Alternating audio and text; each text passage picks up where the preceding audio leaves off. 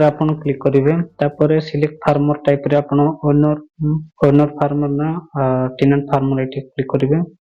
ତାପରେ फ्रेंड्स ଏଠି ଆପଣଙ୍କର ପାସବୁକ୍ ମାନେ ଆପଣଙ୍କର ଖାତା ନମ୍ବର ଦେବେ।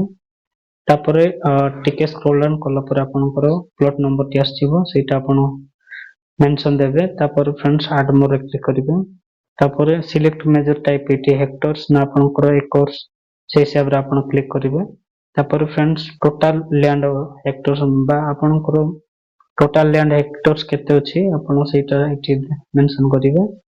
तापर कॉटन लैंड हेक्टर्स आपन केते जगह रे बा केते हेक्टर रे आपन कपा लगिछन्ती सेटा एटी मेंशन करिवे। तापर friends traditional crop HDFC crop अच्छी जदि आपनकर देसी कॉटन अच्छी ताले आपन देसी कॉटन एटी सिलेक्ट करिवे। तापर एटी आपनकर जाके केते एकर सेई टाइप रे आपन एटी मेंशन करिवे।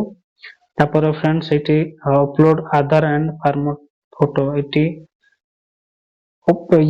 फार्मर रो आधार कार्ड एटी अपलोड करिवे। ता सहित फ्रेंड्स एटी अपलोड डॉक्यूमेंट PDF ओनली एटी आपनकर आधार कार्ड टी देबे।